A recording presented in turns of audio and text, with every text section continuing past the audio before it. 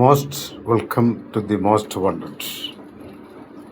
ഇന്ന് നമ്മുടെ സംസ്ഥാനത്ത് ജനങ്ങളുടെ വിരൽത്തുമ്പുകൾ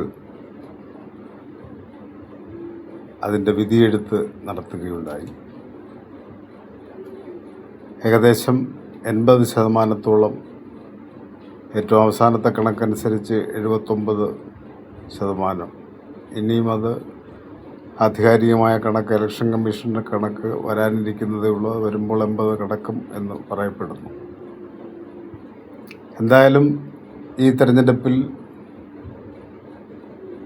ജനങ്ങൾ വളരെ ആവേശപൂർവം ഇറങ്ങി വോട്ട് ചെയ്തു എന്നുള്ളത് ആർക്കും നിഷേധിക്കാൻ കഴിയുന്ന അതല്ല, ഈ കണക്ക് കൊണ്ട് മാത്രം. അപ്പോൾ ഈ ഗവൺമെൻറ് നിലവിലുള്ളത് നിലനിൽക്കട്ടെ എന്നുള്ളതാണ് ജനങ്ങളുടെ മനസ്സിലിരിപ്പെങ്കിൽ ഇത്രയും ശതമാനം വോട്ട് കൂടാൻ സാധ്യതയില്ല. എന്നാൽ ഒരു മെസ്സേജ് കൊടുക്കണം, ഒരു മാറ്റം വരണം എന്ന് ആഗ്രഹിച്ചുകൊണ്ട് ജനങ്ങളാകെ വോട്ടെടുപ്പിൽ പങ്കെടുത്തു എന്ന് പറയുന്നത് തീർച്ചയായിട്ടും ഒരു ഭരണവിരുദ്ധ വികാരത്തിൻ്റെ പ്രകടനമാണ് എന്ന് അസ്യൂം ചെയ്യുന്നതിൽ, അനുമാനിക്കുന്നതിൽ തെറ്റില്ല എന്ന് വേണം കരുതാൻ. ഇവിടെ നമ്മൾ പ്രധാനമായിട്ടും കാണേണ്ടത്, ഇടതുപക്ഷ ഗവൺമെൻറ് 10 വർഷമായി ഭരണം തുടരുകയായിരുന്നു. ആ ഗവൺമെൻറ്റിൻ്റെ ഭരണവിരുദ്ധ വികാരങ്ങൾ, സിസ്റ്റം തകരാറെന്നൊക്കെ പറയുന്ന ഒട്ടനവധി കാര്യങ്ങളുണ്ട്. എല്ലാ സിസ്റ്റവും തകരാറിലായി എന്നുള്ളതും നമുക്ക് കാണാൻ വേണ്ടി കഴിയും. അങ്ങനെ വരുമ്പോൾ ഇന്ന് നടന്ന തെരഞ്ഞെടുപ്പിൽ അതിൻ്റെ വിധി നിർണ്ണയിക്കുന്നതിൽ വളരെ നിർണായകമാകുന്ന ഒരു 25 മണ്ഡലങ്ങൾ ഏകദേശം നമുക്ക് എടുത്തു കാണേണ്ടതുണ്ട്. അവിടെ ഉണ്ടാകുന്ന റിസൾട്ട് തീർച്ചയായിട്ടും അടുത്ത ഗവൺമെൻറ്റിൻ്റെ വരവിനെ സൂചിപ്പിക്കുന്നതാണ് എന്ന് നമ്മൾ മനസ്സിലാക്കണം. അതിൽ ഏറ്റവും പ്രധാനമായി തെക്ക് നിന്നെടുത്താൽ നേമത്ത് ഒരു ത്രികോണ മത്സരമാണ് നടക്കുന്നത്. അവിടെ BJP സ്ഥാനാർത്ഥി രാജീവ് ചന്ദ്രശേഖരാണ്, BJPയുടെ സംസ്ഥാന അധ്യക്ഷനാണ്. അദ്ദേഹത്തിന് നാട്ടിലെ BJP പ്രവർത്തകനായിരുന്ന ഒരാൾക്ക് കിട്ടുന്ന വോട്ട് കിട്ടില്ല എന്ന് തന്നെ അനുമാനിക്കുന്നതിൽ തെറ്റൊന്നുമില്ല. അപ്പോൾ പിന്നെ ആര് എന്ന് ചോദിച്ചാൽ 2 മുന്നണികളിൽ ശിവൻകുട്ടിയുണ്ട്, KS ശബരിനാഥനുണ്ട്. ശിവൻകുട്ടിയാണെങ്കിൽ ഇത്തവണ തെരഞ്ഞെടുപ്പിൽ മത്സരിക്കുന്നില്ല എന്ന് നേരത്തെ പ്രഖ്യാപിച്ചതാണ്. അത് മറ്റൊന്നും കൊണ്ടല്ല, അദ്ദേഹത്തിൻ്റെ രോഗാതുരമായ അവസ്ഥ കൊണ്ടായിരിക്കണം. ആ സാഹചര്യത്തിൽ KS ശബരിനാഥൻ അവിടെ മുന്നിട്ട് നിൽക്കുന്നു എന്നുള്ളതാണ് അവസാനമായി ലഭിക്കുന്ന സൂചനകൾ.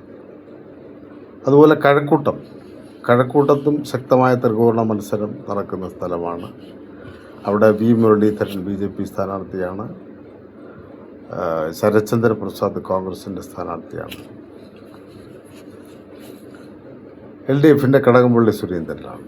കടകംപള്ളി സുരേന്ദ്രനെ സംബന്ധിച്ച് ഒട്ടനവധി നെഗറ്റീവുകൾ ഇതിനോടകം നാട്ടിലാകെ പ്രചാരം നേടിക്കഴിഞ്ഞതാണ്. ആ സാഹചര്യത്തിൽ അവിടെ ശരത്ചന്ദ്ര പ്രസാദ് ജയിക്കുമോ, V മുരളീധരൻ ജയിക്കുമോ എന്നുള്ളത് നോക്കിക്കാണേണ്ടതുണ്ട്. കഴിഞ്ഞ തവണ ശോഭാ സുരേന്ദ്രൻ അവിടെ വലിയ മുന്നേറ്റം നടത്തിയ ഒരു മണ്ഡലമാണ്. ഇത്തവണ എങ്ങനെ അത് വരും എന്നുള്ളത് നമുക്ക് നോക്കിക്കാണേണ്ടിയിരിക്കുന്നു. അതുപോലെ വട്ടിയൂർക്കാവിലും ശക്തമായ ത്രികോണ മത്സരം നടക്കുന്ന ഒരു മണ്ഡലമാണ്. അവിടെ K മുരളീധരനാണ് സ്ഥാനാർത്ഥി. അദ്ദേഹം അവിടെ 2ാമത്തെ തവണയാണ് മത്സരിക്കുന്നത്. അദ്ദേഹത്തിന് വിജയസാധ്യത ഉണ്ടോ എന്ന് ചോദിച്ചാൽ പൂർണ്ണമായി നിഷേധിക്കാൻ കഴിയാത്ത അവസ്ഥയുണ്ട്. R ശ്രീലേഖയാണ് BJPയുടെ സ്ഥാനാർത്ഥി. നിലവിൽ MLA ആയിട്ടുള്ള VK പ്രശാന്ത്, മേയർ ബ്രോ ആണ് എന്നറിയപ്പെടുന്ന പ്രശാന്താണ് അവിടെ സ്ഥാനാർത്ഥി. അവിടെയും ശക്തമായ മത്സരം നടക്കുകയാണ്. പിന്നീട് കൊല്ലം ജില്ലയിലേക്ക് വന്നാൽ പത്തനാപുരം വളരെ ടൈറ്റ് ഫൈറ്റ് നടക്കുന്ന ഒരു മണ്ഡലമാണ്. അവിടെ ആര് വിജയിക്കുമെന്നുള്ളതും ഈ തെരഞ്ഞെടുപ്പിൻ്റെ മൊത്തം ജനവിധിയെ ബാധിക്കുന്ന ഒരു കാര്യമായിട്ട് വരുന്നു. ഗണേഷ് കുമാറും ജ്യോതികുമാർ ചാമക്കാലയും തമ്മിലുള്ള നേരിട്ടുള്ള പോരാട്ടമാണ്. കഴിഞ്ഞ തെരഞ്ഞെടുപ്പിന് ശേഷം ജ്യോതികുമാർ ചാമക്കാല അവിടെ ക്യാമ്പ് ചെയ്ത് പ്രവർത്തിക്കുകയായിരുന്നു. അവിടുത്തെ എല്ലാ കാര്യങ്ങളിലും ഇടപെട്ട് നിൽക്കുകയാണ്.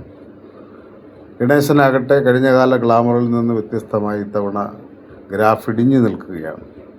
അപ്പോൾ അവിടെ ഉണ്ടാകുന്ന റിസൾട്ട് തീർച്ചയായിട്ടും കേരളത്തിൽ ആര് നേടും എന്നുള്ളതിന് നിർണായകമായ ഒരു മത്സരമാണ് പത്തനാപുരത്ത് നടക്കുന്നത്. പിന്നീട് ആറന്മുളയാണ്, പത്തനംതിട്ട ജില്ലയിലെ ആറന്മുളയിൽ വീണ ജോർജ്, ഈ മന്ത്രിസഭയിലെ ഏറ്റവും പരാജയപ്പെട്ട ഒരു മന്ത്രി എന്നുള്ള നിലയ്ക്ക് വീണ ജോർജ് മത്സരിക്കുന്ന മണ്ഡലമാണ് ആറന്മുള. അവിടെ എബിൻ വർക്കി എന്ന് പറയുന്ന ചെറുപ്പക്കാരനാണ് കോൺഗ്രസിൻ്റെ സ്ഥാനാർത്ഥി. രണ്ടുപേർക്കും സഭകളുടെ വാത്സല്യം ഏറെ കിട്ടുന്ന ആളുകളാണ് എന്ന് പറഞ്ഞാൽ തെറ്റില്ല. അതുപോലെ കുമ്മനം രാജശേഖരൻ BJPയുടെയും RSSൻ്റെയും ഏറ്റവും പ്രധാനപ്പെട്ട ഒരു തലമുതിർന്ന നേതാവാണ് കുമ്മനം രാജശേഖരൻ. ആറന്മുള പോലുള്ളൊരു മണ്ഡലത്തിൽ മത്സരിക്കുമ്പോൾ അവിടുത്തെ വിധി വളരെ നിർണായകമാകും കേരള സംസ്ഥാനത്തിൽ പുതിയൊരു ഗവൺമെൻറ് വരാനെന്നുള്ളതാണ്. പിന്നീട് ഏറ്റുമാനൂർ VN വാസവൻ മത്സരിക്കുന്ന മണ്ഡലമാണ്. പാല 2 മാണിമാർ, മാണി സി കാപ്പനും KM മാണിയുടെ മകൻ ജോസ് കെ മാണിയും മത്സരിക്കുകയാണ്. രണ്ടുപേർക്കും പ്രസ്റ്റീജാണ്. ജോസ് കെ മാണിക്കാണെങ്കിൽ ഇതൊരു ജീവൻ മരണ പോരാട്ടമാണ്. ഇത്തവണ കൂടി പരാജയപ്പെട്ടാൽ പിന്നെ പാല KM മാണി നോക്കുകയേ വേണ്ട, മാണി കോൺഗ്രസിന് നോക്കുകയേ വേണ്ട എന്നുള്ളതായിരിക്കും അവസ്ഥ. പിന്നീട് ഇടുക്കി റോഷി അഗസ്റ്റിൻ എതിരായിട്ട് നല്ല കോൺഗ്രസ് സ്ഥാനാർത്ഥി കടുത്ത മത്സരം അവിടെ കാഴ്ചവെക്കുന്നുണ്ട്. അതുപോലെ ദേവികുളത്ത് സംവരണ മണ്ഡലമാണ്. അവിടെ രാജ നിലവിലുള്ള MLA. അതോടൊപ്പം ആ രാജയ്ക്ക് കഴിഞ്ഞ തവണ പാരവച്ച S രാജേന്ദ്രൻ ഇപ്പോൾ BJP സ്ഥാനാർത്ഥിയാണ്. വേറൊരു രാജയാണ് അവിടെ UDF സ്ഥാനാർത്ഥി. എന്തായാലും രാജയ്ക്ക് തന്നെ അവിടെ മുൻതൂക്കം ലഭിക്കുന്ന തരത്തിലുള്ള കടുത്ത മത്സരം അവിടെയും നടന്നു എന്ന് കാണാൻ കഴിയും.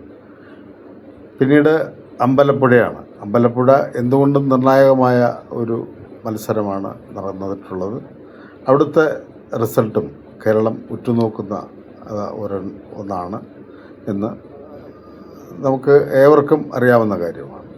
പിന്നീട് കുന്നത്തുനാട്, VP സജീന്ദ്രനും ശ്രീനിജനും തമ്മിൽ മത്സരിക്കുന്ന കുന്നത്തുനാട്, അവിടെ ആര് ജയിക്കും, നല്ല മത്സരമാണ് നടക്കുന്നത്. ആര് ജയിക്കുമെന്നുള്ളത് തീർച്ചയായിട്ടും ഒരു നിർണായകമായിട്ടുള്ള ഘടകമാണ്.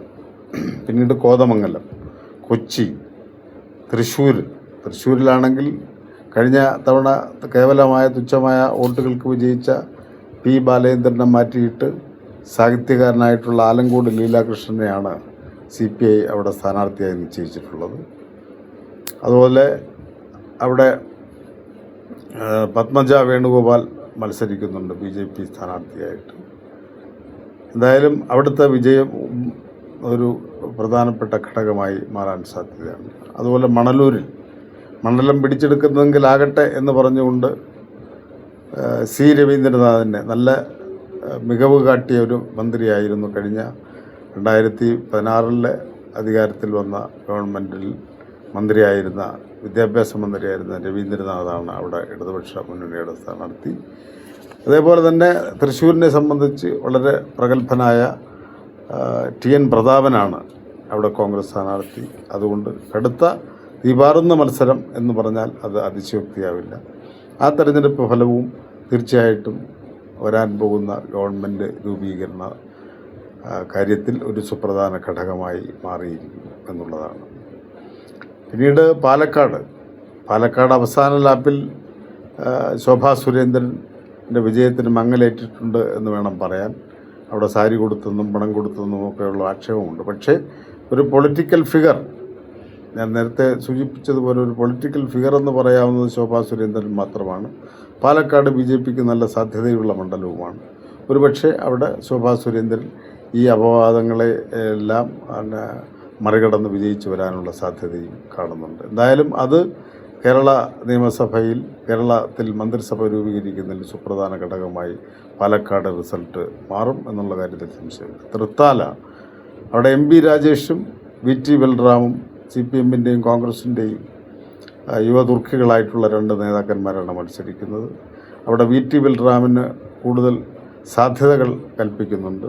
ആൻറ്റി ഇൻകംബൻസി ഫാക്ടർ എന്നുള്ള നിലയ്ക്ക് ഭരണവിരുദ്ധ വികാരം രാജേഷിനെ സാരമായി ബാധിക്കുമെന്നും റിപ്പോർട്ടുകളുണ്ട്. തവനൂരുണ്ട്, പൊന്നാനിയുണ്ട്. പൊന്നാനിയൊക്കെ LDF നിലനിർത്തിയിരിക്കുന്നതാണ്, തവനൂരുമൊക്കെ. പക്ഷേ അവിടെ ഇത്തവണ കടുത്ത പോരാട്ടമാണ് നടക്കുന്നത്. പേരാമ്പ്രയിൽ, കോഴിക്കോട് ജില്ലയിലെ പേരാമ്പ്രയിൽ തസ്ലിയ എന്ന് പറയുന്ന പെൺകുട്ടി മത്സരിക്കുന്ന മണ്ഡലത്തിൽ TP രാമകൃഷ്ണൻ, ഇടതുമുന്നണിയുടെ കൺവീനറായിട്ടുള്ള TP രാമകൃഷ്ണൻ കടുത്ത മത്സരമാണ് നേരിടുന്നത് എന്നുള്ളത് നമുക്ക് കാണാൻ വേണ്ടി കഴിയും. പിന്നീട് ബേപ്പൂരാണ്. ബേപ്പൂര് ഇടതുപക്ഷത്തിൻ്റെ ഉറച്ച മണ്ഡലമാണ്. പക്ഷേ അവിടെ എതിരിടാൻ വന്നിരിക്കുന്നത് തൃണമൂൽ കോൺഗ്രസിൻ്റെ ഭാഗമായിട്ട് ഉള്ള PV അൻവറാണ്. PV അൻവർ ഈ മുഹമ്മദ് റിയാസിനെ അട്ടിമറി വിജയം നേടും എന്ന് ഉള്ള പ്രവചനം അവസാന ലാപ്പിൽ എത്തിയിട്ടുണ്ട്. അതും കണ്ടറിയേണ്ടതാണ്. അതുപോലെ കോഴിക്കോട് നോർത്ത്, നാദാപുരം, അഴീക്കോട്, മഞ്ചേശ്വരത്ത് AK മഷറഫ് നിലവിലുള്ള MLA മത്സരിക്കുന്നതോടൊപ്പം തന്നെ BJPയുടെ K സുരേന്ദ്രൻ കേവലം 600 വോട്ടുകൾക്ക് കഴിഞ്ഞതിൻ്റെ അങ്ങേ തവണ പരാജയപ്പെട്ട K സുരേന്ദ്രൻ വീണ്ടും അവിടെ മത്സരത്തിനെത്തുകയാണ്. K സുരേന്ദ്രൻ ജയിച്ചാലും അത്ഭുതപ്പെടാനില്ല എന്നുള്ളതാണ് യാഥാർത്ഥ്യം. ആ നിലയിൽ ഇങ്ങനെ ഈ ഉള്ള 25 മണ്ഡലങ്ങളിൽ നടന്ന തെരഞ്ഞെടുപ്പിൽ ഉണ്ടാകുന്ന വിജയം കേരളത്തിലൊരു മന്ത്രിസഭ രൂപീകരിക്കുന്നതിൽ ഒരു സുപ്രധാനമായ പങ്ക് വഹിക്കും എന്നുള്ള നിരീക്ഷണം പങ്കുവച്ചുകൊണ്ട് നിർത്തുന്നു. നന്ദി, നമസ്കാരം. Most wanted.